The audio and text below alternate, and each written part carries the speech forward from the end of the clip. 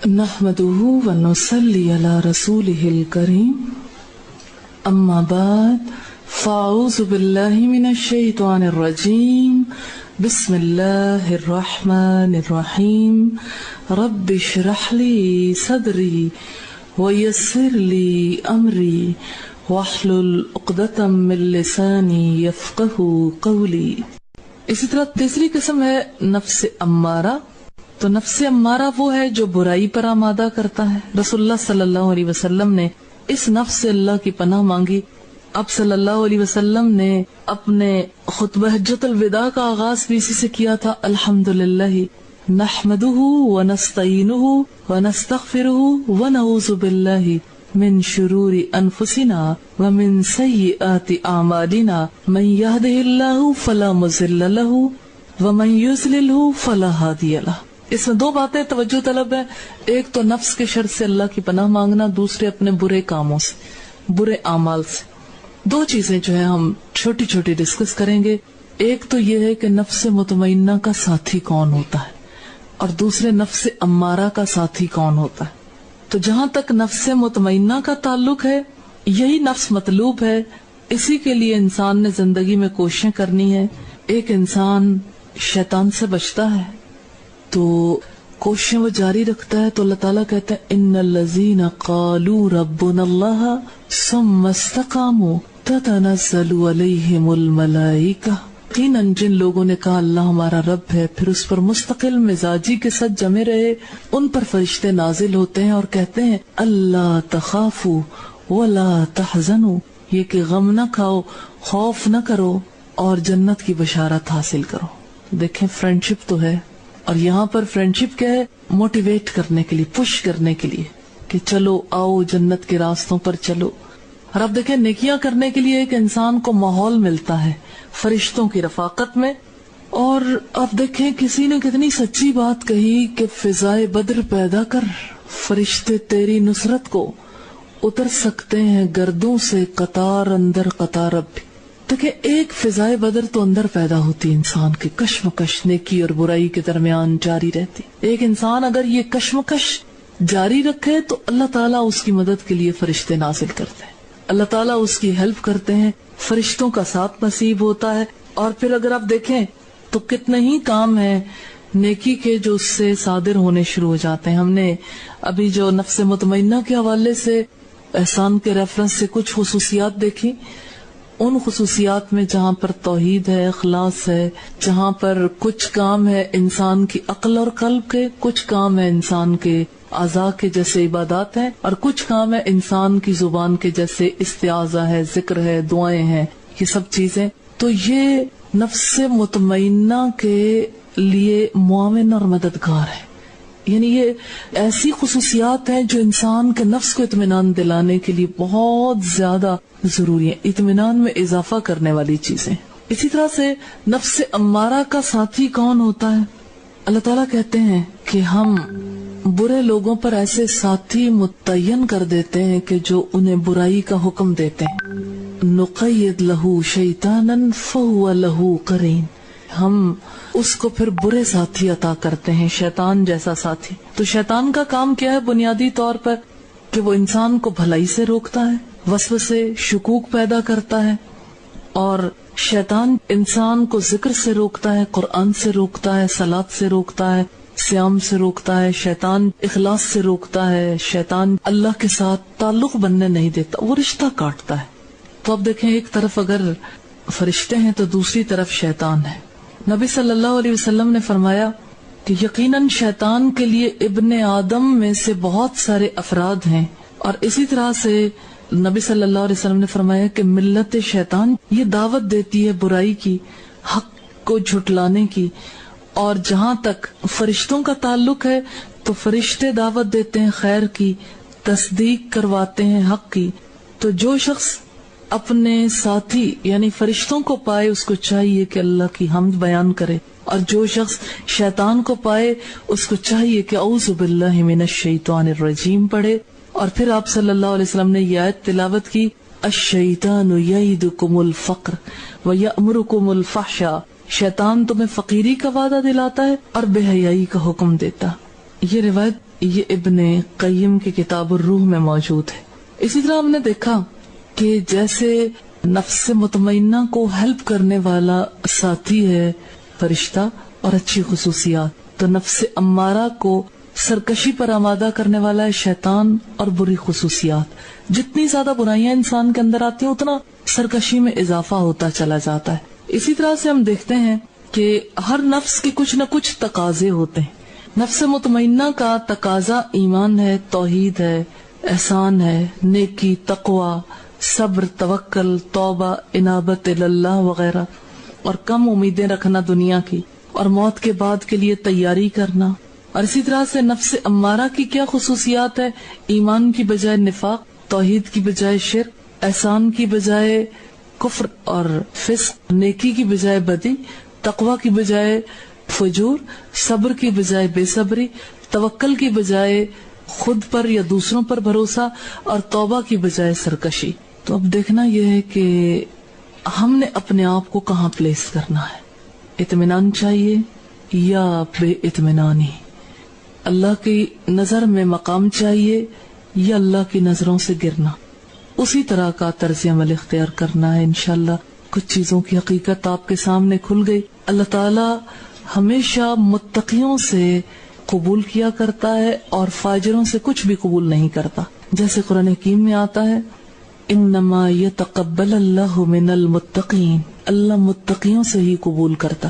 تو یہ غلط فہمی دل سے نکال دیں کہ فجور کے ساتھ نیکیاں قبول ہوں. فجور کے ساتھ نیکیاں قبول ہونے والی نہیں.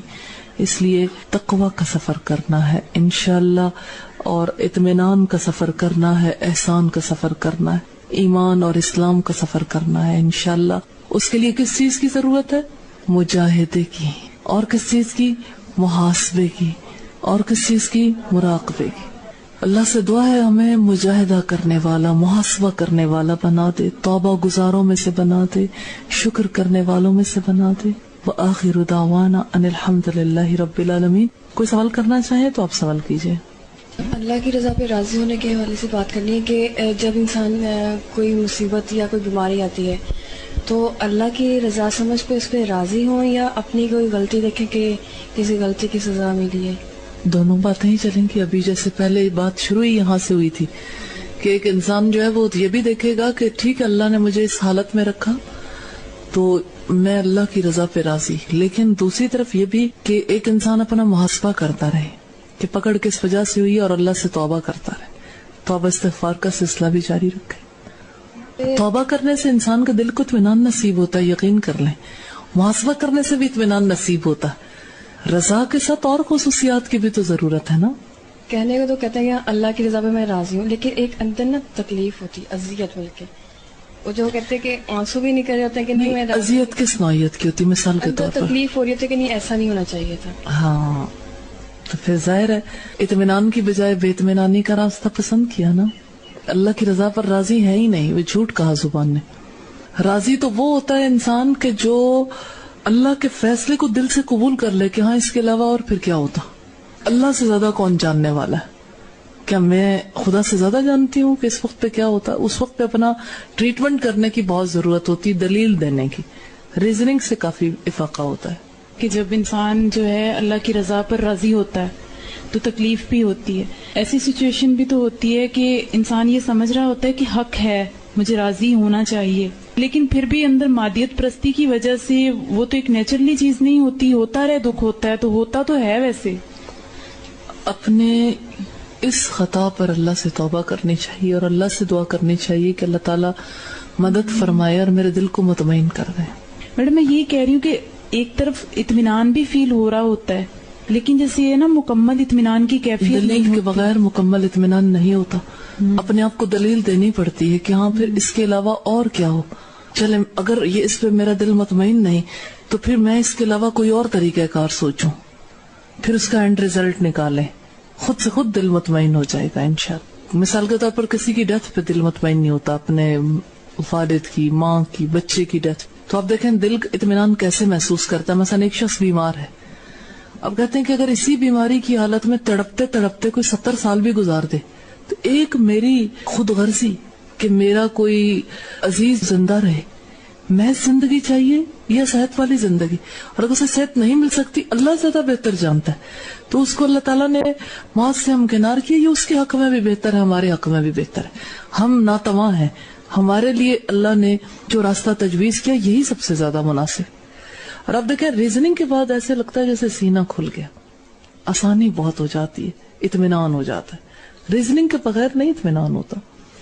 ایسے ہی فرض کریں کہ کسی کو بزنس میں لاس ہو گیا، بہت کوئی پریشان ہے، بے حد تکلیف میں ہے، تو اب دیکھیں کہ ایک انسان اپنے آپ کو مطمئن کیسے کر سکتا ہے کہ اگر یہی میرے بچوں کی ہلاکت کا سبب بن جاتا، اگر اس مال کی وجہ سے میرے لیے اور کوئی مسائل کھڑے ہو جاتے. مثال کے طور پر اگر بزنس کی وجہ سے، بزنس تو بڑا فلرش کر رہا ہے، بڑا یعنی بوم پہ جا رہا ہے، لیکن دوسری طرف یہ ہے کہ اولاد جو ہے وہ سے نکل رہی ہے، مال بے دردی سے خرچ کر رہی ہے، کسی چیز کا اس کے اندر احساس نہیں اور خدا فراموش بن گئی، تو ایک انسان سوچتا ہے کہ ہاں یقیناً اللہ نے میرے حق میں بہتری کا فیصلہ کیا کہ اللہ میری اولاد کو اور مجھے بچانا چاہتا ہے اس تلخی سے، اس مصیبت سے جس کی وجہ سے اللہ تعالیٰ نے میرے لیے آسانی کر دی. آپ یاد کریں حضرت خضر اور حضرت موسیٰ کی ملاقات کو.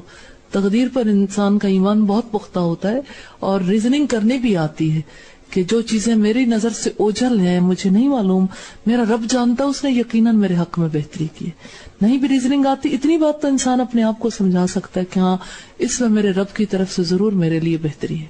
دل اللہ کی راہ میں اور نیکی کے میدان میں روکے جانے پر بالکل راضی نہیں ہوتا. ایسے حالات میں کیفیت کیا ہونی چاہیے؟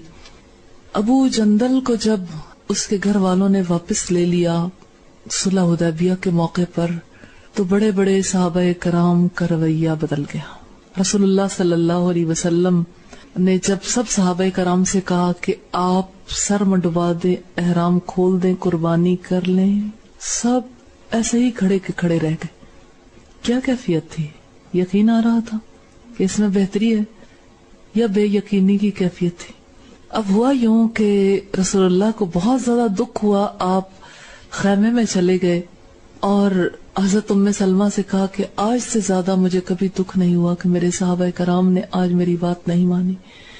حضرت ام سلمہ فہیم عورت تھیں، سمجھدار تھیں، کہنے لگیں وہ اس وقت صدمے کی حالت میں ہیں، آپ اس بات کو محسوس نہ کریں، آپ جائیں خود قربانی کر دیں، سر منڈوا لیں، احرام کھول لیں، آپ کے پیچھے یہ سارے کام کر لیں گے.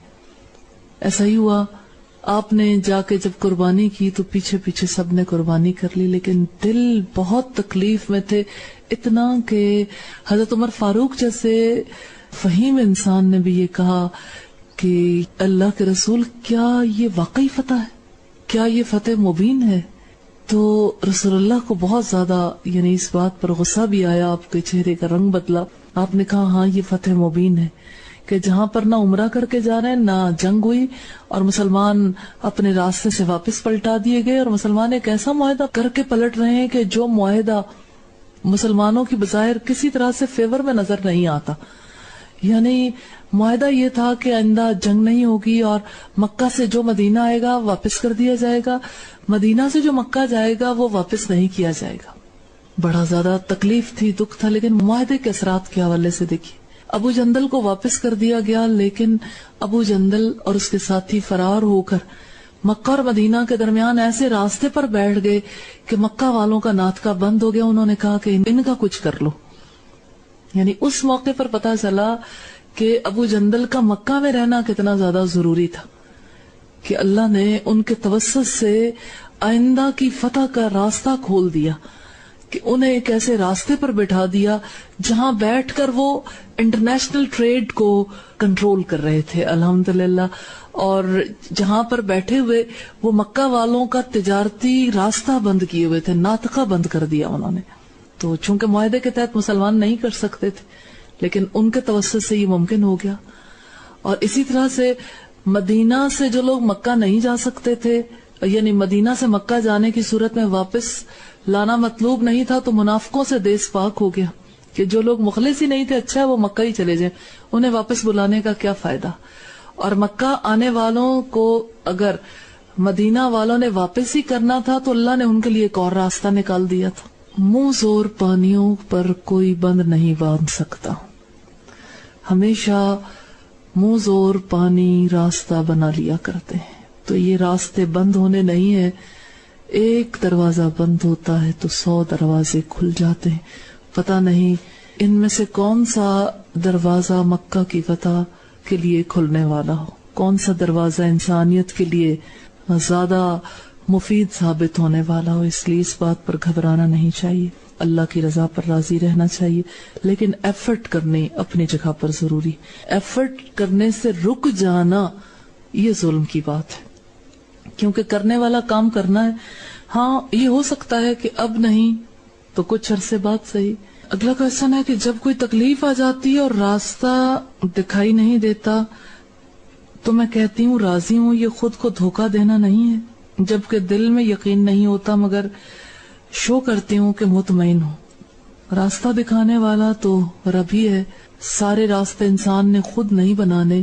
اللہ نے قرآن کی ابتدا میں یہی دعا سکھائی ہے, اہدنا الصراط المستقیم, اے ہمارے رب ہمیں سیدھا راستہ دکھا دے. تو جو راستے ہمیں دکھائی نہیں دیتے رب کو ضرور دکھائی دیتے ہیں. اس وجہ سے اگر کوئی تکلیف آتی ہے تو انسان کے لیے اس بات پر خود کو مطمئن کر لینا کہ میں نہیں جانتی, مجھے دکھائی نہیں دیتا, میرے رب کو دکھائی دیتا ہے, یہ انسان کے اطمینان کے لیے ہیلپ فل ہو سکتی ہے بات. اور اسی طرح سے دل میں یقین نہیں ہوتا مگر شو کرتی ہوں کہ مطمئن ہوں. اصل میں اس میں وجہ یہ ہوتی ہے سم ٹائمز کہ ریزننگ نہیں کرتا کہ اس میں میرے لیے فائدہ کیا ہے. دیکھیں ریزننگ کرتے کرتے بعض اوقات ایسا مقام آ جاتا ہے انسان کہتا ہے مجھے نہیں پتا لگتا نہ لگے, کوئی ضروری تھوڑی ہے اس کائنات کے سارے حقائق مجھے پتا لگ جائیں, لیکن میرے رب کو پتا ہے اور وہ میرے بارے میں کبھی برا نہیں سوچ سکتا, کبھی برا نہیں کرے گا. تو آپ دیکھیں یہ اطمینان کس وجہ سے, توکل کی وجہ سے, مجھے اپنے رب کی ذات پر بھروسہ ہے. تو آپ کہہ کے دیکھیں دل مطمئن ہو جائے گا انشاءاللہ.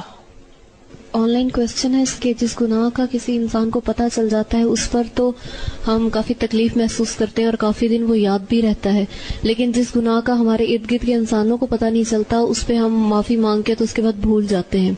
تو یہ رویہ کیسے کنٹرول کریں؟ بعض اوقات ایسا ہوتا ہے کہ انسان اس کو نہیں یاد رہتا, جو بھول جائے, جو ذہن سے نکل جائے, اس کے لیے بھی اللہ سے توبہ کرتے رہنا چاہیے, مسلسل توبہ.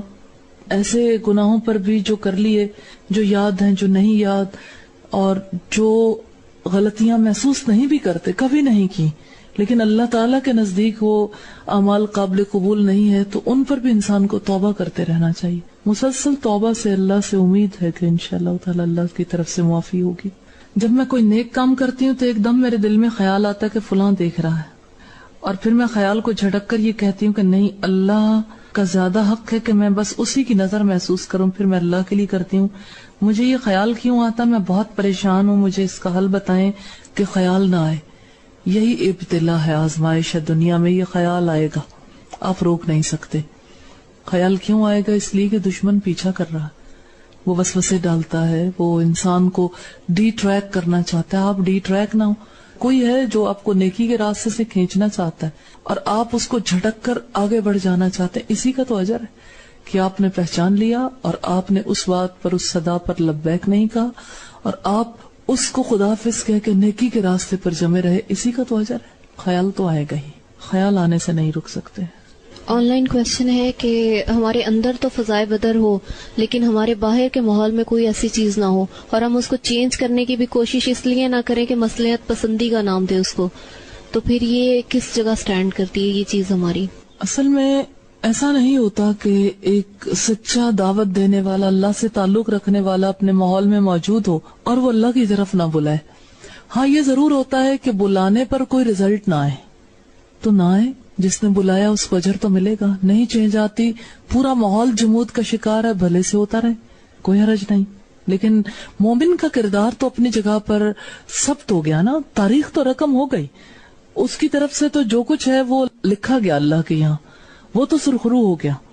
بھلے سے ماحول میں چینج نہ آئے, کیونکہ ماحول کی چینج ہمارے چاہنے سے نہیں آنی. انک لا تہدی من احببت, آپ اس کی رہنمائی نہیں کر سکتے جس سے آپ محبت رکھتے ہیں. آپ نہ لوگوں کے دل بدل سکتے ہو, نہ ماحول میں تبدیلی پیدا کر سکتے. کوشش کرنا انسان کی ذمہ داری ہے. پوچھ گچھ بھی اسی کوشش کی ہوگی. رب نے یہی فرمایا, अलैसा लिल इंसान इल्ला मा साह, कि इंसान के लिए वही कुछ है जिसके लिए वो कोशिश करता है. नफ्से मुतमइन्ना के तकाजे और नफ्से अमारा के तकाजे.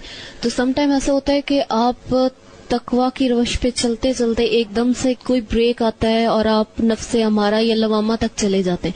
कोई बुराई करते हैं, फिर आपका नफ्स मुलामत भी करता है, आप तौबा भी करते हैं, फिर वहां चले जाते हैं. लेकिन फिर ये तो सर्कल चलता ही रहता है. बात यह है कि आप ये जरूर देखेंगे ब्रेक क्यों आया. इस वक्त आप नेट पे ऑनलाइन प्रोग्राम दे रही हैं, आप ये देखिए कि जिस वक्त ब्रेक आता है फिर आप क्या करती हैं, फौरन कॉन्शियस होती हैं. फिर उस यानी जो डिस्कनेक्ट होता है सिलसिला अगर कभी, तो उसके लिए कोई इकदाम करती हैं. तो बस यही जिंदगी की बात भी है कि जहां पर आप डिस्कनेक्ट हो जाएं रब से, अपनी गफलत पर तो फौरी तौर पर तौबा करने की जरूरत है. एक लम्हे की गफलत इंसान को 100 साल पीछे ले जाती है. कहा था शेख सादी ने कि एक लहजा अगर आप गाफिल हो गए 100 साल अपनी मंजिल से पीछे रह जाएंगे. ये हकीकत है कि गफलत जो है इंसान को बहुत दूर ले जाती है. तो गफलत जब कभी भी हो अल्लाह से माफी मांगने की जरूरत है. ये बिल्कुल ऐसा ही मामला नहीं वो जैसे एक चूंटी ऊपर चढ़ती है और फिर गिर जाती है और फिर ऊपर चढ़ती है और फिर गिर जाती है. लेकिन ये कि हर दफा का चढ़ना जो है अल्लाह के यहाँ तो रकम हो गया, उसका किरदार तो लिखा गया कि इसने सारी जिंदगी अल्लाह की तरफ जाने की कोशिश की है. बेशक ये बहुत आगे नहीं जा पाया, लेकिन उसकी कोशिश का उसे अजर मिलेगा, और कोशिशों को अल्लाह रहेगा नहीं जाने देता. अभी हमने देखा है ना कि मुहासबा और फिर उसके साथ अपना मुजाहिदा और मुराकबा जरूर करना चाहिए.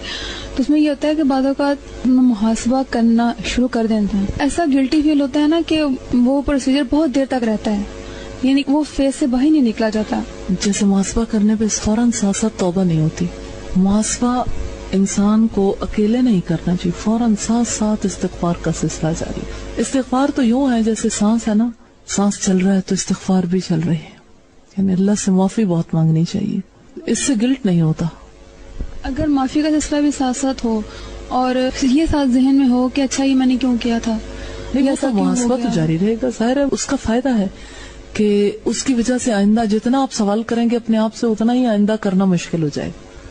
कि इंसान फिर तकलीफ फील करता है कि बार बार मैं अपने आप को क्या जवाब दूं. तो वो जरूरी है.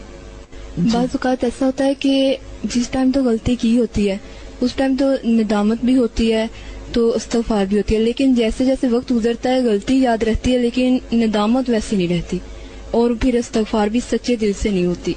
मसलन किस तरह से कि जैसे भी कोई है मुझसे था कि एक दो झूठ जिससे बोले, मुझे वो झूठ याद है और उस टाइम जो निदामत हुई थी वो अब उस तरह, यानी कि निदामत नहीं है और इस्तिग़फ़ार भी उस तरह की नहीं जिस तरह उस टाइम की थी. असल में कैफियत इंसान की एक जैसी नहीं रहती. जिस वक्त चोट लगती है, ताज़ा ताज़ा जो चोट होती है उसके असरात फर्क होते हैं, और अगर फितरी एतबार से भी देखें बाद में चोट के वैसे असरात नहीं रहते, ग्रेजुअली हीलिंग हो जाती है. फिर कोई मौका आएगा जब आपको बहुत ज्यादा एहसास होगा, यानी अभी मुमकिन है कि इतना एहसास ना हो, लेकिन किसी और मौके पर आपको मुमकिन है कि शिद्दत के साथ फिर याद आ जाए. उतनी शिद्दत के साथ आप उसको फील करें और फिर अल्लाह से माफी मांगे. जब तक दावत का काम नहीं कर देती तो मुझे आखिरत के हवाले से अपनी जात और अपने घर वालों की फिक्र ज्यादा रहती थी, लेकिन जब से दावत का काम कर रही हूँ घर वालों की तरफ से ध्यान कम हो रहा है. मुझे नहीं मालूम कि ऐसा क्यों होता है, प्लीज आप बता दें, जज़ाकल्लाह. ज्यादा गौर फिक्र करने का मौका जब नहीं मिलता ना तो उसमें फिर एक इंसान ज्यादा फिक्रमंद नहीं होता अपने घर वालों की वजह से. और फिर ये भी है कि एक इंसान यानी अल्लाह की किताब से ताल्लुक उसका थोड़ा कम होता है, तो उसकी वजह से भी एहसास में कमी आ जाती, जिक्र में कमी से और आखिरत की जवाबदही के एहसास में कमी से. अभी आज हम आपस में डिसाइड कर रहे थे कि साइलेंस पीरियड होगा ना, तो आप गौर फिक्र करेंगे खास तौर पर अपनी आखिरत के हवाले से और अल्लाह की ज़ात के ताल्लुक के हवाले से और इसी तरह अपने अमाल के हवाले से. तो मुहासबा करने का मौका मिलेगा ना इंशाल्लाह, और याद रखने का, तो उससे बहुत फर्क आएगा. हाँ जी, और बात करना चाहिए. मैडम जैसे बात हुई थी ना कि अल्लाह की सिफात पर खुश होना चाहिए, तो मैं जब इन चीजों के बारे में सोचती हूँ तो मुझे ऐसा लगता है मैं ज्यादा कॉन्फिडेंट हो जाती हूँ. तो क्या ये फीलिंग्स ठीक है? कैसे? मसलन जैसे मैंने सोचा कि अल्लाह मेरा मालिक है और साथ ही मेरे माइंड में ये थॉट आई कि शुक्र है इंसान जो है ان کے پاس اختیار نہیں ہے. اسی پر تو کانفیڈنس انسان کو ملتا ہے، اور یہی تو انسانیت کی عظمت ہے. اور اللہ نے جو اپنی کتاب میں کہا نا وَلَقَدْ كَرَّمْنَا بَنِي آدم، کہ ہم نے بنی آدم کو عزت و تکریم دی، تو یہی تو تکریم ہے کہ وہ ہمارا رب ہے. تو جب کبھی بھی آپ کے ذہن میں یہ خیال آئے گا آپ شکر ادا کرو گے تو آپ زیادہ اچھا فیل کرو گے. لیکن وہ اپنی ذات کے حوالے سے نہیں انسان اچھا فیل کر رہا ہوتا، رب کے حوالے سے محسوس کر رہا ہوتا ہے. یعنی کانفیڈنٹ اس بات پہ کہ مجھے اللہ نے معتبر بنایا اور وہ میرا مالک ہے، یعنی کوئی میرا ایسا مالک نہیں ہے. الحمدللہ ٹھیک ہے، لیکن یہ کہ اس میں یہ دعا ضرور کرنی چاہیے کہ یا اللہ مملوک ہونے کے ناطے، اپنا غلام ہونے کے ناطے مجھے حق ادا کرنے کی توفیق دینا. لائن پہ آ جاتا ہے انسان اس طرح دعا کرنے کے بعد. سبحانک اللہم و بحمدک نشہد ان لا الہ نحمده و نصلی علی رسولہ لسانی یفقہ قولی. نفس کی کتنی اقسام ہیں؟ کون کون سی؟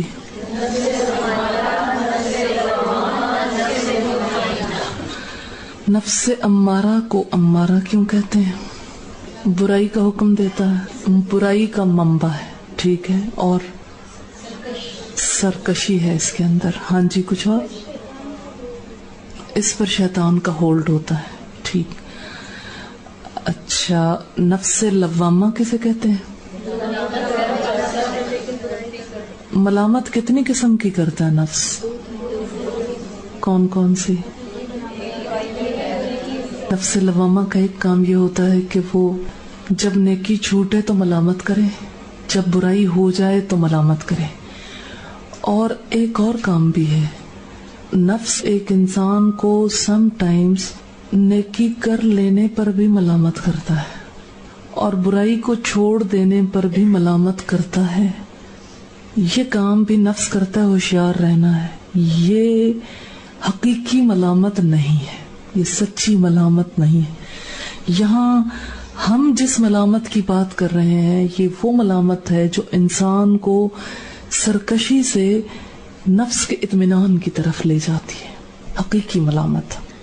آپ کے سامنے اگزامپل رکھی تھی کہ ایک فرد جب نیکی کے راستے پہ آتا ہے تو وہ پچھتاتا ہے کہ میری پہلی زندگی اس میں فلاں فلاں اچھائیاں تھیں، ایسے ہم خوش رہتے تھے، اور اب چونکہ ہمارے اوقات مصروف ہو گئے، وہ خوشیاں نہیں رہیں، تو لوٹ چلو پچھلی زندگی کی طرف. پچھلے دنوں ایک اسٹوڈنٹ نے تذکرہ کیا کہ میں اپنی پچھلی دوستوں کو بہت یاد کرتی ہوں، بہت ہی مخلص تھیں اور ہم آپس میں بہت اچھا تعلق رکھتے تھے، تو مجھے بڑا اچھا لگتا ہے وہ وقت جب ہم اکٹھے ہوا کرتے تھے. تو میں نے کہا اچھا اکٹھے ہو کے کیا کرتے تھے؟ کہتے وہی مصروفیات، کبھی یعنی ایک دوسرے کی غیبت کر لی، کبھی چولیاں کر لی، کبھی ادھر ادھر کے لوگوں کی باتیں کر کے دل کو خوش کر لیا. تو میں نے کہا آج اللہ کی کتاب پڑھتے ہوئے آپ کا دل ان باتوں پہ خوش ہوتا ہے اور آپ کا دل ملامت کرتا ہے کہ آپ نے نیکی کا راستہ کیوں اختیار کر لیا. ذرا سوچو تو صحیح، وہ سویٹ میموریز ہیں یا بٹر میموریز ہیں؟ یعنی اس کے اوپر تو پچھتاوا ہونا چاہیے کہ ہماری زندگی میں وہ وقت کیوں آیا، کہ ہم سے وہ کام کیوں ہو گئے. تو یہ چیز میں آپ کے سامنے اس لیے رکھنا چاہتی تھی کہ بعض اوقات میں نے دیکھا ہے لوگ چسکے لے لے کے اپنی پچھلی زندگی کی جو باتیں کی جاتی ہیں نا، اس سے پتہ چلتا ہے کہ یہ نفس اچھائی پر خوش نہیں ہے، نیکی کے راستے پر آنے کے لیے خوش نہیں، اور برائی کے راستے پر چلنے کے لیے بےتاب ہے، راستے کی تلاش میں کہ ملے صحیح وہ لوٹ جائے. قرآن حکیم سے کوئی مثال دیں گے؟ یاد کریں جب ایک غزوے میں منافقین نے کہا تھا لا مقام لکم، تمہارے لیے اب ٹھہرنے کی کوئی جگہ نہیں، لوٹ چلو. یہ کون سا غزوہ تھا؟ یا اہل یثرب، اے اہل یثرب لا مقام لکم، تمہارے لیے اب ٹھہرنے کی کوئی جگہ نہیں، یعنی اس دین کو چھوڑو، لوٹ چلو. اب محمد صلی اللہ علیہ وسلم کا ساتھ نہیں دیا جا سکتا. یہ صرف بات غزوہ احد کی نہیں ہے، بات جو اس دور کی نہیں ہے. یہ معاملہ، یہ موڑ کسی کی زندگی میں کسی بھی وقت آ سکتا ہے. مثال کے طور پر اللہ تعالی ہم پر رحمت کرے، نظرت النعیم کے اسٹوڈنٹس پر بھی یہ وقت آ سکتا ہے کہ وہ کہیں لوٹ چلو، اب ٹھہرنے کا کوئی مقام نہیں ہے. میں یہ بات کھل کے اس لیے کر رہی ہوں کہ شیطان تو کل بھی اسی طرح سے انسانوں کو ورغلاتا تھا، آج بھی اس کے ورغلانے کا سلسلہ جاری و ساری ہے. اس لیے کانشیس رہیے گا. یہ بات میں نے اس لیے ہائی لائٹ کی ہے کہ آپ بھی انڈر آبزرویشن ہیں، کہ اب آپ کہاں لوٹتے ہیں, آپ اپنا رخ کس کی طرف کرتے ہیں. ملامت گر نفس کے حوالے سے ہم اسے اس لیے دیکھ رہے ہیں کہ انسان بسا اوقات اپنے اچھے ڈیسیژنز پر اپنے آپ کو ملامت کرتا ہے کہ میں کیوں آ گیا, میں نے کیوں فیصلہ کیا کہ میں رب کی دی ہوئی تعلیم حاصل کروں, یہ راستہ بہت کٹھن ہے, مشکل ہے, میرا دل نہیں مانتا, لوٹ چلوں, مجھے واپس جانا ہے. یہ جو ملامت ہے نا, یہ دراصل نفس امارہ ہے جو آپ کو ملامت گر دکھ رہا ہے, لیکن دراصل یہ نیکی کے راستے سے روکنے والا سرکش نفس. اس کی ملامت کو پہچاننا چاہیے. یہ تو نیکی سے روکنے کے لیے ہے. یاد رکھیے گا, وہ ملامت اللہ کے نزدیک پسندیدہ ہے جس میں ایک انسان نیکی کے کاموں کے لوز ہونے پر ملامت اپنے آپ کو کرتا ہے, یا برائی کے کر گزرنے پر اپنے آپ کو ملامت کرتا ہے. یہ ملامت جو ہے پسندیدہ. تیسرا نفس کون سا ہے؟ نفس مطمئنہ.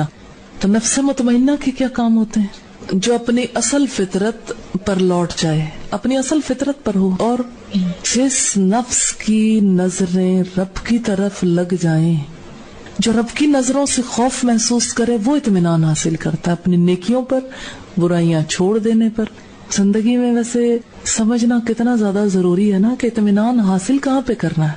جس کو اطمینان ہو جائے اپنی برائی پر, وہ نفس کون سا ہے؟ اور دیکھیں, اطمینان ہونا کافی نہیں ہے. اطمینان کس چیز پر؟ برائی کے چھوڑ دینے پر. اطمینان کس چیز پر؟ نیکی کا کام کر لینے پر. لیکن اگر اس کے مقابلے میں اطمینان ہو انسان کے اندر برائی کے کر لینے پر, کہ چلو کوئی بات نہیں, پھر کیا ہوا, ہو ہی جاتا ہے, اب ہمیشہ انسان صحیح کام تو نہیں کرتا, یہ نفس امارہ ہے. پہچان لیں, یہ اطمینان نفس امارہ کی طرف سے ہے.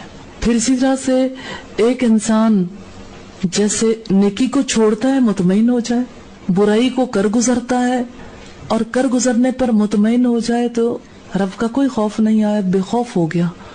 تو یہ بے خوفی جو ہے دراصل نفس امارہ کی خصوصیات میں سے. اور ایک اور بات بھی ہے, مثلاً ایک انسان نیکی کا کام کرے اور اسے رب سے کوئی امید نہ ہو, اس کی نظریں رب پر نہ لگی ہوئی ہوں, اللہ سے وہ اچھی امیدیں نہ رکھے, تو اس کے اندر تلخی آتی ہے, بے اطمینانی کی کیفیت. یہ بے اطمینانی کی کیفیت جو ہے بنیادی طور پر کیوں ہے؟ اللہ کی ذات پر یقین نہ ہونے کی وجہ سے. دیکھیں, ایک عقیدہ آپ سے ڈیمانڈ کرتا ہے کہ آپ یہ یقین رکھو کہ اللہ تعالیٰ پورا پورا اجر دینے والا ہے, بڑھا چڑھا کر دینے والا ہے. اگر کسی انسان کو یقین نہیں آتا مجھے میرے کاموں پر اجر مل سکتا ہے, تو ایسی صورت میں اس کا نفس مطمئنہ نہیں ہو سکتا بھلائی کرنے کے باوجود. دیکھیں, بہت سارے لوگ ہیں جو نیک کام کرتے ہیں لیکن اللہ سے اچھی امیدیں نہیں رکھتے. تو اللہ سے اچھی امید رکھنا یہ نفس مطمئنہ کی خصوصیات میں سے ہے, ایسی صورت میں جبکہ ایک انسان نے امید رکھنے والے کام کیا. لیکن اگر ایک انسان کام برے کرے امید اچھی رکھے تو یہ نفس امارہ کی خصوصیات میں سے. اب آپ دیکھیں کہ نفس امارہ کبھی لوامہ کے روپ میں آتا ہے, کبھی نفس امارہ نفس مطمئنہ کے روپ میں آتا ہے. حالانکہ وہ نہ نفس مطمئنہ ہے نہ لوامہ ہے, وہ ہے امارہ ہی. تو نفس امارہ نفس لوامہ کے روپ میں کیسے آتا ہے؟ ملامت اس بات پر کہ نیکی کے راستے پر کیوں چلایا, اور ملامت کس بات پر کہ برائی کیوں چھوڑ دی. مثلا ایک صاحب مجھے یہی لاہور میں ملے اور مجھے کہنے لگے 14 برس ہو گئے مجھے شراب چھوڑے ہوئے, آج تک میں کسک محسوس کرتا ہوں کہ میرے سے آج تک وہ وقت برداشت نہیں ہوتا جس وقت میں شراب پیتا تھا. اس وقت پہ میرا جسم ویسے ہی ٹوٹتا ہے, میں ویسے ہی تکلیف فیل کرتا ہوں, اور مجھے لگتا ہے کہ میں جس راستے پہ آیا میں نے ٹھیک ڈیسیژن نہیں کیا. اس کا مطلب یہ نہیں ہے کہ وہ انسان نیکی کے راستے پر آنا نہیں چاہتا تھا, یا نیکی کے راستہ جو ہے اسے برا سمجھتا ہے. نیکی کا راستہ جو ہے اچھا ضرور سمجھتا تھا, 14 برس ہو گئے اسٹرگل کرتے ہوئے, لیکن اس کو یہ پتا نہیں کہ مجھے اپنی برائی چھوڑنے پر اپنے آپ کو ملامت نہیں کرنا, برائی چھوڑنے پر اپنے آپ کو خوشخبری دینی ہے اور اپنے آپ کو مطمئن رکھنا ہے کہ ہاں اس برائی چھوڑنے پر اللہ تعالیٰ مجھے اجر دے گا. تو اب دیکھیں, ایک انسان اگر اپنی برائی کو یاد کر کر کے تڑپتا ہے کہ کاش دوبارہ موقع مل جائے, ایک بار موقع ملے تو صحیح, تو ایک انسان اگر اپنی برائی پر تڑپتا ہے دوبارہ کرنے کے لیے, تو یہ नफ्स लवामा नहीं, ये बड़े दर्जे का सरकश नफ्स अम्मारा है। रजा पे राजी रहना, अल्लाह की रजा पे, तो ये एक तो थी ना, मतलब कि कल बात जैसे हुई कि हवालगी है कि अल्लाह के हवाले करना, और एक है कि पकड़ का एहसास भी होना। जब तो अल्लाह की रजा है तो उस तो मुतमईन हो जाता है बंदा कि अल्लाह की रजा, लेकिन जो पकड़ वाली बात है ना, उस पर मुतमईन नहीं, मतलब ज़ाहिर हुआ जाता है ना, उस पर तो फिर बंदे को मलामत भी होती है, और फिर उस पर ये समझ नहीं आती कि अल्लाह तो नाराज़ है। अगर अल्लाह नाराज़ है तो फिर ज़ाहिर उसको राज़ी करने की बंदा सोचता तो है ना, लेकिन ये है कि फिर उस पर मुतमईन कैसे अपने आप को किया जाए, यानी उस पर आने के लिए अपने आप को कैसे सेटिस्फाइड किया जाए कि हम उस पर सेटिस्फाइड नहीं करना, उस पर तौबा करनी है। नहीं, वो बिल्कुल आपकी बात सही है, तौबा उस पर तौबा करनी है और आइंदा बढ़कर नेकी करनी, और आइंदा बढ़कर माहौल को दुरुस्त करने की कोशिशें करनी। अल्लाह ताला ने तो पॉइंट आउट किया ना कि देखो आपके अंदर ये खराबी है। जैसे कल आपने बैठे बैठे डायग्नोज कर लिया कि मेरे अंदर तवासो बिल हक होना चाहिए था इस मौके पर, कि मैंने तवासो बिल हक नहीं किया, और आज देखें आज सुबह मेरी बातचीत हुई तो मैंने कहा वो बात तो अभी तक बरकरार है। यही बात मैं कह रही हूँ कि वो इतना एहसास मेरे पे गालिब आ जाता है इस चीज का कि मतलब जब ये हो जाता है ना कि अल्लाह नाराज है, फिर वो ताल्लुक नहीं रहता बंदों के साथ भी, वो ताल्लुक नहीं रहता कि मतलब वो चीज आती नहीं है, मतलब अंदर से तौबा से आती है, कसरत से तौबा करने से, तौबा से झुकाव आता है, तौबा के बगैर नहीं। अल्लाह से तौबा करे, अल्लाह के आगे झुके इंसान तो इंसानों के लिए भी बिचता है इंसान। और दूसरी बात ये कि एक इंसान जब ये फील करे ना कि मैंने तो आग में हाथ डाला, मेरा हाथ जला था, तो भाग के दूसरे का हाथ पकड़ता है, तुम ना डालना, यहाँ ये खतरा है, ये चीज खराब कर देगी। ये एक फितरी अमल है, उसमें हम असल में जिस तरह से सामने आग नजर आ रही हो तो इंसान रोक लेता है, लेकिन ये जो शऊरी मामलात होते हैं ना, इसमें हमें तरीका कार समझ नहीं आता। इसमें हम आग की तपिश को शायद उस तरह फील नहीं करते, ये शायद यानी रियलाइजेशन ठीक नहीं होती और अपनी सेटलमेंट ठीक नहीं होती, जिसकी वजह से मसाइल होते हैं, सेटलमेंट ठीक नहीं होती। उस पे अपने आप को ये कोशिश छोड़ दें, उस पे अपने आप को मुतमईन नहीं करना, तौबा करनी है, वो तौबा आपको सेटल कर देगी। मैडम अच्छा। ये बात नहीं होती, मुझे लगता है कि अल्लाह नाराज नहीं है, मुझे ये लगता है कि नहीं, मतलब ये मैं बात बता रही ना, तो मुझे ऐसा लगता है कि नहीं अल्लाह तो बहुत अच्छे हैं, मतलब मेरा ताल्लुक तो मुझे लगता है मेरा ताल्लुक अल्लाह से खराब हो जाता है। जैसे मुझे ये लगता है कि अगर अल्लाह नाराज नहीं, फिर मुझे अच्छा कौन सी बात थी ऐसी, फिर मैं उसे ढूंढती हूँ, फिर मुझे लगता है नहीं अल्लाह जी आप तो बहुत अच्छे हैं। टाइम यानी लोग ही खराब है जो हमें कहते हैं कि आप ठीक हो जाओ। अच्छा नहीं, मैं ये बात मुझे समझ नहीं आई थी, मैं पूछनी थी आपसे कि ये देखिए ना कि जैसे एक होती है अल्लाह की मशीयत। बात यह है कि सिर्फ नमाजें पढ़ने वाला अच्छा इंसान नहीं है जी, सिर्फ रोजे रखने वाला अच्छा इंसान नहीं है, जो लोगों के दरमियान रह के लोगों के हुकूक अदा करता है, लोगों के दरमियान अदल करता है, वो अच्छा इंसान है, इंसानों के हक में अच्छा है। जैसे रसूलुल्लाह सल्लल्लाहु अलैहि वसल्लम ने फरमाया कि तुम में से बेहतरीन वो हैं जो अपने घर वालों के हक में बेहतरीन है, और मैं अपने घर वालों के हक में सबसे अच्छा हूँ। तब देखें कि हमारा जो नेकी का कॉन्सेप्ट है ना, वो बड़ा लिमिटेड है। रसूलुल्लाह सल्लल्लाहु अलैहि वसल्लम ने फरमाया अल बिर्रु हुस्नुल खुल्क, बिर नेकी क्या है, हुस्न खुल्क का नाम है, अच्छी आदत, अच्छे बिहेवियर्स, अच्छे मामलात, अच्छे तरीके से रहना। एक इंसान सोचता है कि मैं घूम रहा हूँ, जहां जहां वो घूम रहा है, जहां जहां वो है, इर्द गिर्द के माहौल में अपनी रिस्पॉन्सिबिलिटी फील नहीं करता।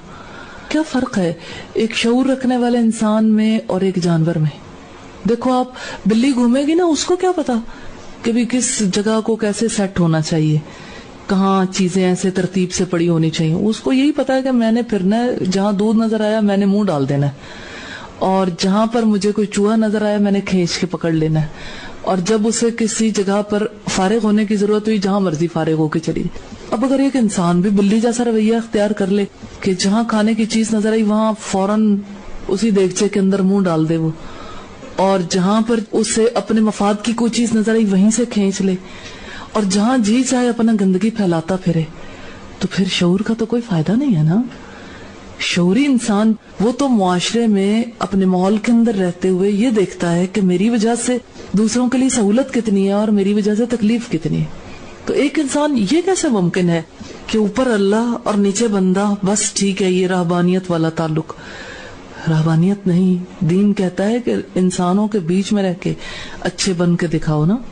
तो मैंने जो चीज फील की है ना एटीट्यूड में, मैंने उसको डिस्कस किया है कि नेकी का कॉन्सेप्ट ठीक नहीं है। یعنی یہ ہے کہ میں دیکھیں اللہ کو کہتے ہیں اللہ آپ تو بہت اچھے ہیں. کس لحاظ سے اچھے ہیں اللہ تعالیٰ؟ کہ مطلب یہ کہ آپ جتنے جی چاہے برے بن جائیں تو اللہ تعالیٰ تو اچھے ہی ہیں. تو اللہ غفور ہے تو قہار بھی ہے. مجھے فیل ہوتا ہے یوں کہ جیسے اللہ کے اسماء اور اللہ کی صفات کا صحیح علم نہیں ہے. ایک اللہ سے جو سچا تعلق ہے نا اس دنیا میں، وہ انسان کامیاب ہے جو اللہ کی سب سے زیادہ معرفت رکھتا ہے. اللہ کی معرفت نہیں ہے، حق شناسی نہیں ہے، حق کی پہچان نہیں ہے، اللہ کے بارے میں کانسیپٹ ڈفرینٹ. یہ میں بات کر رہی ہوں نا کہ جب اس طرح کی بات آتی ہے نا پھر وہ کیسے اس پہ مطلب کہ اپنے آپ علم سے علم کی ضرورت ہے، شعور روشن ہونے کی ضرورت ہے، پھر رویے چینج ہوں گے. اگر ایک چیز کی پہچان ہی نہیں ہے، مثلا دو رویوں کو انسان فرق محسوس نہیں کرتا، اچھے اور برے کے درمیان اگر ایک انسان فرق نہیں کر سکتا تو ظاہر ہے وہ اچھے کو بھی کہے گا یہ بھی اچھا ہے، برے کو کہے گا ہاں یہ بھی خراب نہیں ہے. تو پھر یعنی جس کے لیے سب برابر ہو جائیں تو اس کو یقیناً معرفت کی، حق شناسی کی ضرورت ہے تاکہ وہ حق کو حق اور باطل کو باطل سمجھ سکے، کہہ سکے اور اسی کے مطابق رویہ رکھ سکے. میں یہ کہہ رہی تھی کہ مطلب ایک ہوتی ہے نا کہ اللہ کی رضا، ایک اللہ کی مشیت ہوتی ہے. یعنی دیکھیں نا جیسے ہم بندوں کے حق بندوں کے لیے ادا کرتے ہیں، تو اب جیسے اللہ نے کہا ہے کہ وہ آخرت والے دن آئیں گے اور کسی پہ زیادتی کی ہوگی اور ظلم کیا ہوگا تو وہ ان کو وہ پکڑے گا. یعنی مطلب یہ ہوتی ہے اللہ نے جو کام کرنا اللہ کے حوالے تو ہم نے کرنا ہے، وہ تو اللہ کی بات ہے. لیکن اگر اس طرح ہوتا ہے کہ مطلب بندوں کے معاملات بندوں کے ساتھ بھی ہے نا، تو اس میں مطلب کہ کیا ہم اپنا رویہ رکھیں کہ اللہ کام تو اللہ کی سے یا ہوتا ہے اللہ کی مشیت سے ہوتا ہے نا، مطلب کوئی کام کوئی فرد تو کر ہی نہیں سکتا کچھ بھی.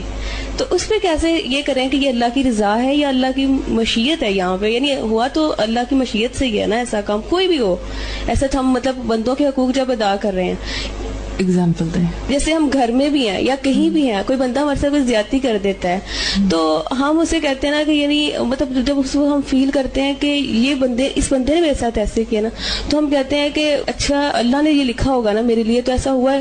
یہ سوچ کا انداز جو ہے نا یہ ٹھیک نہیں ہے. ہاں جی، یہ میں آپ سے پوچھنا چاہتی ہوں، یہ سوچ کا انداز درست نہیں ہے. آپ نے اسے صحیح سوچا نہیں. بات یہ ہے کہ کوئی انسان جب آپ کے ساتھ مس بہیو کرتا ہے، اس کے مس بہیو کرنے میں آپ کی عقل، آپ کے فہم اور آپ کی حکمت کو پہنچنا چاہیے کہ اللہ نے مجھے کہاں سے پکڑا ہے، کیا غلطی ہوئی.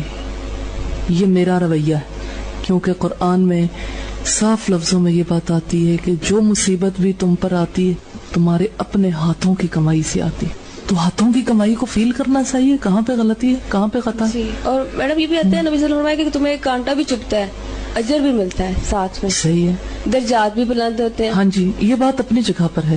مثال کے طور پر ایک چیز سے انسان کو تکلیف پہنچی ہے، اب تکلیف پہنچنے پر ایک انسان کو اگر وہ صبر کر رہا ہے اس پر اس کا اجر ثابت ہے. دوسری طرف یہ کہ اگر وہ غور و فکر کر رہا ہے، اب وہ پیچھا کر رہا ہے نا کہ پیچھے سے میرے سے غلطی کیا ہوئی، اب غلطی کو اس نے ڈائگنوز کر لیا، اس غور و فکر پر اجر ہے. پھر جب اس نے پا لیا، توبہ کی، اس پر اجر ہے. تو اجر کے تو ایک نہیں کئی مواقع ہیں. تو اللہ نے وہ موقع دیا ہے، صرف صبر نہیں کرنا، اس موقع پر غور و فکر بھی کرنا ہے اور اپنی اس غلطی کو پکڑ کر اللہ سے توبہ کرنی. رجوع اللہ ہو گیا، اس پر اجر نہیں ملے گا. اب جو ہے نا اندر کی صفائی بھی ہو گئی، کیونکہ پھر یہ چیز آتی ہے نا سامنے کہ دیکھیں جتنے بڑے تھے اتنے زیادہ آزمائشیں تھیں. مطلب آزمائشیں تو آتی ہیں، یہ تو نہیں ہوتا کہ کبھی بھی بندہ کہے کہ مطلب اگر تکلیف میں پکڑ ہی کہ احساس ہی ہر وقت رہے نا، پھر وہ بھی چیز آ جاتی ہے کہ وہ چیز بالکل اگنور ہو جاتی ہے ہماری، کہ اجر والا بھی معاملہ ساتھ میں ہوگا. اگر ہم توبہ کریں گے تو ہمیں اجر بھی تو اللہ تعالیٰ دیں گے نا اس پہ. صحیح. ایک چیز ذہن میں رکھیے گا کہ آپ اپنے آپ کو بھی اس پوزیشن میں نہ رکھیں کہ ہمیں اللہ تعالیٰ آزما رہا ہے. آزمائش ہوتی ان کی جن کو اللہ تعالیٰ بہت آگے لے جانا چاہتا ہے. سب سے زیادہ انبیاء آزمائے گئے. ہم پر مصائب زیادہ آتے ہیں، اپنے ہاتھوں کی کمائی سے آتے ہیں. ہم ابھی اس پوزیشن میں نہیں ہیں جہاں پر ہم یہ کہیں کہ اب اللہ تعالیٰ ہمارے ایمان کو آزما رہا ہے. ابھی ایمان اس درجے کا کہاں ہے جہاں آزمائش ہوتی ہے. اس لیے آپ اس چکر سے تو نکل آئیں، ابھی تو اپنی غلطیاں تلاش کریں. بالکل، یہ تو اس لیے اس کو یہ دیکھیں کہ ہماری پکڑ کس بات پر ہوئی، یہی ایک صحیح وے ہے ہمارے لیے. تو جب ایمان خالص ہو جائے گا نا پھر آزمائش کی بات ہو سکتی ہے. یعنی ہو تو سکتا ہے نا دونوں, میرا مطلب ہے کہ یہ چیز تو ٹھیک ہے نا, یہ والی وے بھی بالکل ٹھیک ہے. کسی چیز پر انسان کی آزمائش ہوتی ہے اللہ کی طرف سے. ایک لحاظ سے اگر دیکھیں نا تو یہ آزمائش کی ٹرم جو یوز ہوتی ہے نا, یہ امتحان کے لیے بھی یوز ہوتی ہے, ابتلا کے لیے بھی. اور دوسری جو ہے یہ ٹرم یوز ہوتی ہے بلندی درجات کے لیے, ٹیسٹنگ کے لیے. تو بلندی درجات کے لیے جو ٹیسٹنگ فیز ہے نا وہ یہ نہیں ہے. یہ ابھی ہم جن مراحل سے گزر رہے ہیں یہ ہمیں خالص کرنے کے لیے, نکھارنے کے لیے, ہمیں اپنی ذات کے اندر سے جو خرابی ہیں ان کو ریموو کرنے کے لیے اللہ تعالیٰ نے یہ سلسلہ ہمارے لیے رکھا ہے. بات ہو رہی تھی نفس امارہ, لوامہ اور مطمئنہ کی. جب کوئی ہم نیکی کا کام کرنا چاہتے ہیں یا برائی چھوڑ رہے ہوتے ہیں تو اس پہ خود کو سیٹسفائیڈ کرنے کے لیے جیسے رب پر نظریں لگانا ضروری ہوتی ہے. رب پر نظریں لگانا آتی ہی نہیں ہے یا خود سے ریزننگ ہی نہیں کرنی آتی, تو کیا کریں؟ مثلاً اگر میں کسی کے ساتھ بدتمیزی کرتی ہوں تو وہ تو میرے اندر کی تلخی ہے نا کہ ہو گیا میرے سے. نہیں, یہ بات نہیں. ہم دیکھیں گے کہ وہ بدتمیزی ہوتی کیسے, پروسیس دیکھیں گے نا. پھر اس پروسیس میں دیکھیں گے کہ آپ کہاں پہ کیا کر سکتی ہیں. کئی دفعہ ایسا ہوتا ہے نا کہ یعنی جیسے فرض کریں کہ آپ نے کسی پلگ میں کوئی سوئچ لگایا نا, تو اس میں کوئی نہ کوئی چیز شارٹ تھی, اس کو آگ لگ رہی ہے, تو آپ کیا کریں گے؟ بیٹھ کے انتظار کریں گے کہ ٹھیک ہے کوئی بات نہیں, اب یہ تو ہونا ہی تھا, اب ہمیں تو فی الحال کام کرنے کی ضرورت ہے, اس لیے ہم کمپیوٹر پہ کام کر رہے ہیں تو چلو لگا رہے. ہاں, سب سے پہلا کام کیا ہوگا؟ یعنی جہاں آگ لگ رہی ہے آگ کو بجھانا نا. ایسے ہی ایک چیز ایسی ہے جو انسان کی عقل کو کھاتی ہے. وہ کون سی چیز ہے؟ غصہ. غصے میں ہوتا پتہ ہے کہ عقل کا کام ختم ہو جاتا ہے, سارا کا سارا کام شیطان کا ہے, اگلا سارا کام وہی کرتا ہے, اس کے لیے ٹول انسان بن جاتا ہے, کرتا وہ ہے.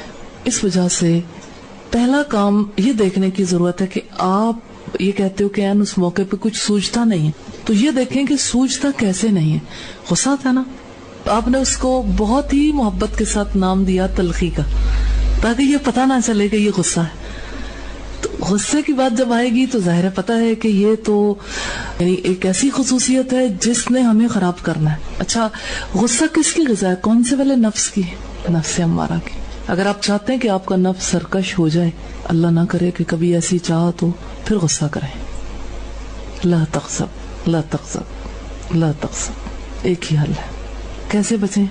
یہی سوال ہے نا, غصے سے. مثلاً طریقے کیا ہیں؟ سارے پڑھے ہوئے نا, بتاؤ. اعوذ باللہ پڑھ لیں, اعوذ باللہ پڑھ لیں. یہ باتیں صرف پڑھنے کی نہیں ہوتی, یہ سارے کام کرنے والے ہیں. اور کیا کریں؟ وضو کر رہے ہیں, وضو کر لیں اور کھڑے ہیں بیٹھ جائیں. اچھا, اور پوزیشن چینج کر لیں. پوزیشن چینج کر لیں, ماحول بدل لیں. کبھی کیا نہیں؟ جب کیا ہی نہیں ہے تو ظاہر ہے پھر کام اگلے تو خراب ہونے ہی ہیں. کر کے دیکھیں. رسول اللہ کی بات نہیں مانے گی, یا اس وقت پتہ نہیں لگتا؟ اپنی اصل پرابلم بتاؤ نا. پتہ نہیں لگتا مجھے, اتنا زیادہ غصہ ہوتا ہے کہ بس فوراً اچانک آگ لگ جاتی ہے. اچانک. اچھا, کوئی کہے کہ آپ غصہ نہ کرو تو اور غصہ آتا ہے؟ کن باتوں پہ غصہ آتا ہے؟ چھوٹی سی بات پہ بھی غصہ آ جاتا ہے. مثلاً اب یہ میری ٹانگ کے اوپر دوبارہ ٹانگ رکھی تو مجھے زیادہ غصہ آ جاتا ہے. اچھا, یہ تو ایک نیچرل بات ہے, ظاہر اب دباؤ آئے گا, تکلیف ہوگی تو غصہ تو آ ہی سکتا ہے. چھوٹی بات بھی بہت شدید غصہ آ جاتا ہے. اچھا, آپ جانتے ہیں غصہ کیوں آتا ہے انسان کو؟ ہم اس کے بھی پیچھے پہنچتے ہیں. اس کی روٹ کیا ہے؟ انسان اپنے آپ کو بڑی چیز سمجھتا ہے. یہ غصہ جو ہے نا انسان کا ملازم ہے بنیادی طور پر. آج ہم نے یہی چیزیں پڑھنی ہیں. مزے کی بات یہ ہے کہ ہم جب ڈسکس کرتے ہیں نا تو اگلا جو سلسلہ ہے وہ خود بخود سامنے آتا جاتا ہے نا, کہ ہم کیسے اپنے غصے کو کنٹرول کریں, خواہشوں کو کیسے لگام ڈالیں. صحیح پوزیشن اس کی سمجھے بغیر ہم یہ کام نہیں کر سکتے. تو غصہ جو ہے یہ بنیادی طور پر اس وجہ سے آتا ہے کہ کبر بہت زیادہ ہے. اب آپ کو چاہتی تو نہیں ہو کہ آپ اپنے آپ کو بہتر سمجھو یا بڑا سمجھو, لیکن بات یہ ہے کہ مائنڈ سیٹنگ ہو گئی ہے, پروگرامنگ ہوئی ہوئی ہے. اب اپنے آپ کو نکالنا ہے اس سے.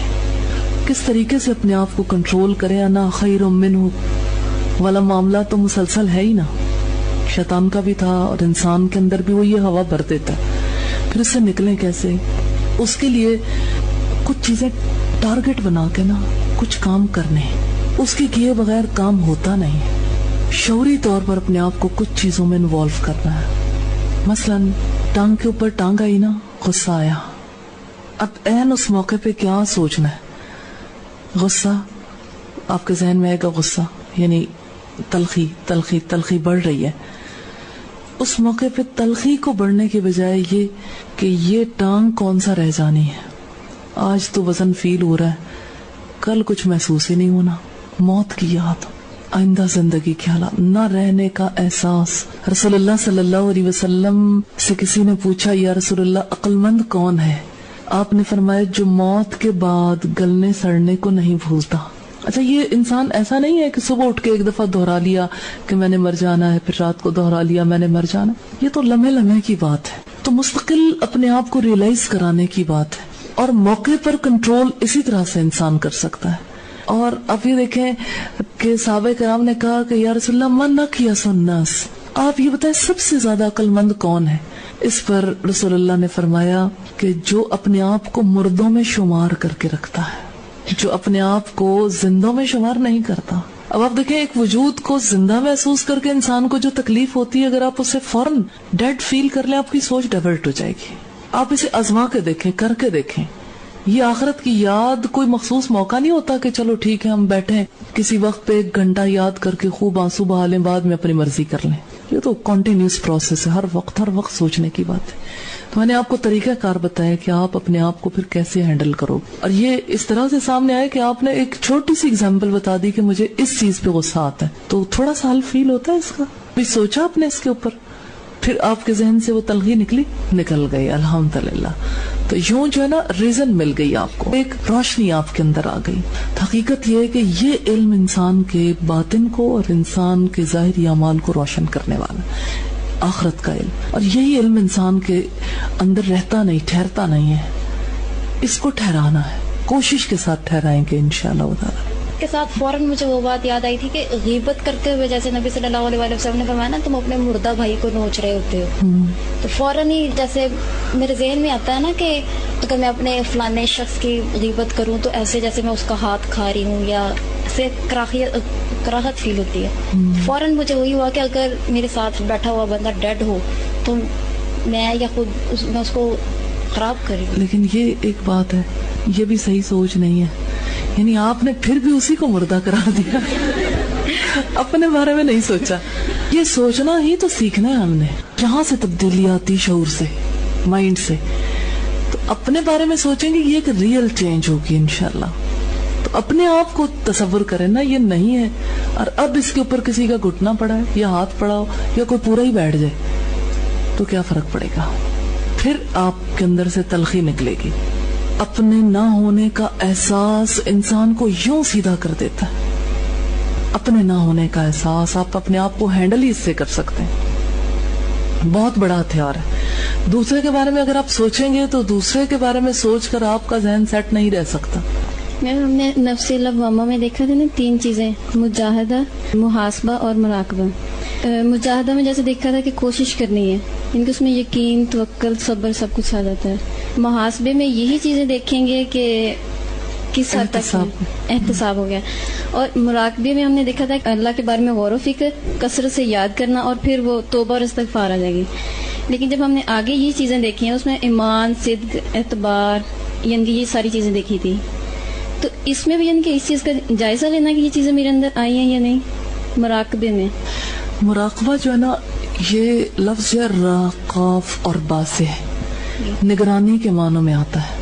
बुनियादी तौर पर एक इंसान अपने ऊपर किसी की निगरानी को महसूस करे तो अल्लाह के बारे में ये गौर व फिक्र करना, अल्लाह की नजरों को फील करना, अल्लाह की ज़ेरे निगरानी अपने आप को फील करवाना, चाहे इंसान इसकी प्रैक्टिस तन्हाई में करे, फिर उसी तरह से महफिलों में, जहाँ कहीं भी इंसान हो। मुराकबा बुनियादी तौर पर यही चीज है कि एक इंसान कॉन्टिन्यूसली अपने आप को नजरों के हिसार में फील करे। तो अल्लाह की जात पर गौर व फिक्र है कि अल्लाह मुझे देखता है, अल्लाह मेरी सुनता है, अल्लाह मेरे सारे हालात जानता है, मेरी खबर रखता है, मैं जो कुछ करूंगी उसके इल्म में होगा, मेरे अंदर कोई ख्याल आएगा वो भी वो जानता है। तो अल्लाह की जात के बारे में यूं अपने ताल्लुक के साथ गौर व फिक्र कि उसको निगरान महसूस कर सके, उसकी निगरानी पर यकीन दिल के अंदर उतरा है, क्योंकि यही निगरानी जो है इंसान को सीधा करती, یہ نگرانی کا احساس انسان سے غلطیاں چھڑواتا ہے، اسی کی وجہ سے انسان نیکی کے راستے پہ چلتا ہے. تینوں کے اگر پریکٹیکل کوئی کلیئر ہو جائے ایگزامپل. میں نے ایگزامپل تو آپ کو دی ہے، اللہ کی نگرانی کا احساس. آپ مثلا مجھے بتائیں کہ کون سی ایسی غلطی ہے جس پر آپ کو پچھتاوا ہے، تو اس کے اوپر پھر ہم بات کر لیتے ہیں. کوئی آپ ایگزامپل پوچھنا چاہیں تو پھر میں بتاتی ہوں. کام ہوتا ہے نا جیسے ہاں کوئی بھی یعنی کہ سارے آگے بڑھ کے یعنی کہ ہاتھ بھی کھڑا کر دیتے ہیں سب کچھ، اور مجھے ہمیشہ ہوتا ہے کہ میں کر نہیں سکتی، یہ مجھ سے ہوگا نہیں. پھر مجھے یعنی کہ جب وہ کوئی شروع کرتا ہے پھر مجھے لگتا ہے کہ میں بھی کر سکتی تھی، تھوڑا کرتی، چلو کوشش کرتی. پھر مجھے یہی پچھتاوا رہتا ہے میں کیوں نہیں آگے بڑھی. آپ کو یہ نہیں پتا چلتا کہ مجھے اندر سے کیا چیز روکتی ہے. نفس امارہ روکتا ہے. روکتا کس وجہ سے؟ سہل پسندی. آرام عزیز ہے، اور آرام کی حالت میں آپ کو رب کی نگرانی کا احساس نہیں ہوتا، نگرانی نہیں فیل کرتی ہو. اور یہ کہ کنٹینیوس آپ کی زندگی میں احتساب نہیں ہے اپنا، اور یہ کہ آپ کی زندگی میں اعمال کی پیشی کا جو یقین ہے نا وہ نظر نہیں آتا کہ یہ میرا عمل پیش ہوگا، میں اپنے رب کو کیا جواب دوں گی، میں کیوں پیچھے رہی، میں کیوں سست پڑی. اور یہ کہ اللہ کی حیثیت آپ کی زندگی میں ایسی نہیں ہے کہ اس کی خاطر کٹ مرو. اللہ کی ذات کے ساتھ تعلق سیدھا نہیں ہے. اس کا مطلب یہ ہے کہ اللہ کے ساتھ تعلق سیدھا بنانا ہے. تو اس میں سم ٹائمز ایسا ہوتا ہے کہ آپ مراقبے کے بغیر مجاہدہ بھی نہیں کر سکتے. نگرانی کا احساس آپ کو چلاتا ہے نا، پھر آپ کوشش کرتے ہو. کبھی ایسا ہوتا ہے کہ مراقبہ بھی آپ نہیں کر سکتے احتساب کے بغیر، محاسبے کے بغیر. تو اب جیسے آپ نے محاسبہ کیا کہ ہاں میں کر سکتی تھی لیکن میں نے نہیں کیا، آگے نہیں چلتی آپ. آگے یہ کہ جس چیز نے آپ کو اسٹرانگ کرنا ہے نا وہ اللہ کی نگرانی کا احساس، کہ آپ پھر ایفرٹ کرو زندگی میں کہ ہاں میری زندگی میں علم کی کمی ہے، آخرت کا علم نہیں ہے. ہاں میری زندگی میں یقین کی کمی ہے، آخرت کی پیشی کا یقین میرے دل کے اندر اترا ہوا نہیں، اور میں نے یہ یقین حاصل کرنا ہے علم کے ذریعے سے. اور اسی طرح سے یہ کہ میرے اندر کی خرابیاں میرے اندر موجود ہیں تو مجھے اپنا آپ بچانے کی فکر نہیں ہے. قو انفسکم والی بات جو ہے نا وہ تو سوچی ہی نہیں کہ میں نے اپنے آپ کو بچانا ہے. دوسرے طریقے سے بچا رہی ہیں، کام سے بچا رہی ہیں، اللہ کی نظروں میں سرخرو ہونے سے بچا رہی ہیں اپنے آپ کو. اور بنیادی بات یہی آرام طلبی ہے، سہل پسندی، کہ ٹھیک ہے کام تو ہو ہی جانے، ہو ہی جائیں گے. تو آگے بڑھ کے نہ بھی کیا، اس کو نا ابھی اون نہیں کیا، اپنایا نہیں ہے. ابھی جیسے نا مائنڈ سیٹنگ میں کچھ مسائل ہیں، تو اس میں جیسے جیسے آپ اپنا غور کرو گی نا، مراقبہ کرو گی، اپنا احتساب کرو گی، آپ کو کچھ اور پوائنٹس ملیں گے، پھر آپ ڈسکس کریں گے، پھر انشاءاللہ اس کا حل ہم دیکھیں گے. یہ سمجھ نہیں آتا کہ انسان کتنی حد تک یعنی کہ خود غرض ہو سکتا ہے اپنے لیے. اگر ہم ہر وقت یہ سمجھیں کہ ہم مردہ ہیں تو بعض اوقات ہمارے کچھ بہت ضروری معاملات یعنی کہ رہ بھی جاتے ہیں. مثلا آج صبح باجی نے کہا کہ نظرۃ النعیم کی ریویژن ہونے لگی ہے تو آپ جلدی سے نیچے آ جانا. تو مجھ سے کسی نے کچھ مانگا تو میں یہ کہہ کے چلی گئی کہ نئی ریویژن ہونے والی ہے تو میں نہیں دے سکتی. ہاں جی ٹھیک ہے، تو یہ بالکل ایک صحیح ایٹیچیوڈ ہے. جو جس چیز کا وقت ہے اس وقت پہ پھر اور کچھ نہیں. یہ آپ کی ایک اجتماعی ذمہ داری ہے نا، یہ خود غرضی نہیں ہے. مجھے یوں ذاتی طور پر فیل ہوتا ہے کہ جسے آپ لوگ نا ٹرمینالوجی صحیح یوز نہیں کرتے. مثلا اس موقع پر اسے خود غرضی نہیں کہا جائے گا، اس کو احساس ذمہ داری کہا جائے. اب آپ کو پتا چل گیا یہ احساس ذمہ داری ہے، آپ مطمئن ہو جائیں گے. اگر آپ کو پتا چلے گا خود غرضی، تکلیف لاحق رہے گی کہ نہیں ایسا نہیں ہونا چاہیے. تو علم کا ہونا کتنا ضروری ہے نا، اور کلیئرٹی کا ہونا. تو یہ آپ کا ایک بالکل پازیٹیو ایٹیچیوڈ تھا کہ اس موقع پر جب اجتماعی معاملات کے لیے کال کیا جائے پھر انفرادی معاملات پیچھے چلے جاتے ہیں. پھر دوسروں کو بھی احساس دلانے کی ضرورت ہے کہ اور کچھ نہیں، اب چلیں، اب جانا ہے. ٹھیک، اب اطمینان ہو گیا دل کو، الحمدللہ. اچھا سوال بڑا دلچسپ تھا کہ انسان کس حد تک خود غرض ہو سکتا ہے. یعنی خود غرضی کی تو کوئی گنجائش ہی نہیں ہے. جیسے ابھی سیرت نے بات کی ہے کہ نظرۃ النعیم کی ہم نے ریویژن کے لیے نیچے آئے تھے. تو جب ہم نیچے آئے نا تو نہ ہمارا گروپ کمپلیٹ تھا اور ابھی صفائی کرنے والی براتی تھی.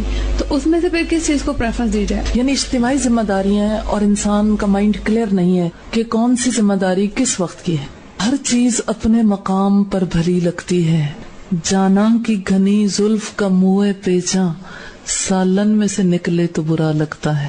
تو ایک کام کا جو وقت متعین ہے اس وقت پہ وہ کام ہونا ہے. تو جو وقت ہے صفائی کا اس وقت پہ صفائی ہوگی، جو وقت ہے ریویژن کا اس وقت پہ ریویژن ہوگی. سچویشن تھی نا, لیکن نیکسٹ ٹائم کے لیے کیا, نیکسٹ ٹائم کے لیے یہ کہ 2 ذمہ داریاں ہوں تو 2 ذمہ داریوں میں سے جس کا وقت ہے وہ کام کیا جائے گا. جو ذمہ داری رہ گئی ہے اس کو بعد میں پورا کیا جائے گا, لیکن جو ذمہ داری رہی اس کے بارے میں کڑا احتساب کرنے کی ضرورت ہے کہ کیوں آخر رہی. ہر کام اپنے وقت پہ ہی کرنا ہے, اس وقت پہ اس کو ممکن بنانا ہے. اس کے لیے یہ دیکھنا ہے کہ اس وقت پہ یہ کیوں نہیں ہو پا رہا. میم جب یہاں لاہور میں آئی تھی نا نئی تو اس وقت جیسے ہم میٹروز میں سفر کرتے تھے تو لوگوں کے حالات دیکھ دیکھ کے, جیسے لیڈیز کے ڈریس وغیرہ, تو مجھے بہت زیادہ تکلیف ہوتی تھی, بہت زیادہ. ایون کہ ہر وقت سر میں درد, 15 دن تو ایسے ہی گزرے کہ اتنی سر میں درد کہ مجھے یعنی کہ رو کے حالات خراب ہو گئے تھے. لیکن اب وہ فیلنگز نہیں ہیں, یعنی کہ اب سفر کرتی ہوں بری یعنی لگتی ہیں, بس تھوڑی سی, اتنی زیادہ نہیں. تو اب یہ کون سا یعنی کہ اپنے آپ کو کیسے, یعنی وہ فیلنگز کیسے ہوں. جب وہ فیلنگز تھی تو اس وقت یعنی کہ میں اپنے آپ کو بہت تکلیف میں فیل کرتی. اصل میں بات یہ تھی کہ کل بھی وہ برائی کا احساس نہیں تھا آپ کے لیے, وہ نئی چیز تھی. اب وہ نئی نہیں رہی. اگر وہ برائی کی کراہت ہوتی تو وہ آج بھی ہوتی. وہ آپ کے لیے برائی کی کراہت نہیں تھی, وہ آپ کے لیے ایک نئی چیز تھی جس کو آپ نے آبزرو کیا. اس لیے آپ نے اپنے اندر برائی کی کراہت کو پیدا کرنا ہے. یہ محسوس کر لیں کہ دراصل آپ نے ٹرم اس کے لیے غلط یوز کی اور آپ کو پتا نہیں ہے کہ بیسیکلی وہ کون سا احساس تھا. تو برائی کے خلاف آپ کے دل میں نفرت نہیں ہے, یہ ہے آپ کا پرابلم.